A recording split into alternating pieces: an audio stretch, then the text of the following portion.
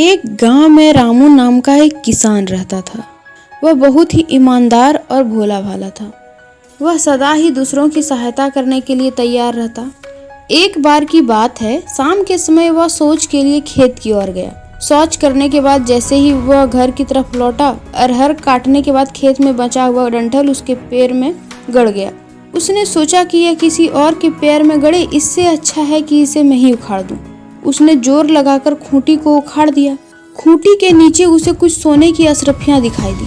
उसके दिमाग में आया कि यह पता नहीं किसका है, मैं क्यों लूं? अगर ये अशरफियां मेरे लिए है तो जिस राम ने दिखाया है वह भी घर पहुंच जाएंगे। इसके बाद वह घर आकर यह बात अपनी पत्नी को बताया। रामू की पत्नी उससे भी भोली थी। उसने यह बात अपने पड़ोसी को बता दी। पड़ोसी बड़ा ही चालाक था। रात को जब सभी लोग खा पी कर सो गए तो पड़ोसी ने अपने घर वालों को जगाया और कहा, चलो हम लोग अशरफी खोद लाते हैं। पड़ोसी और उसके घर वाले कुदाल आदि लेकर खेत में पहुंच गए।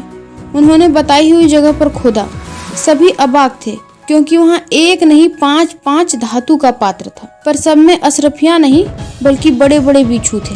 पड़ोसी ने कहा कि रामू ने हम लोगों को मारने के लिए अच्छी योजना बनाई थी, हमें इसका जवाब तो देना ही होगा। उसने अपने घर वालों से कहा कि 5 बिच्छुओं को उठाकर ले चले और रामू का छप्पर फाड़कर इन बिच्छुओं को उसके घर में गिरा दें, ताकि इन बिच्छुओं के काटने से मियाँ और बीवी का तुरंत ही मौत हो जाए।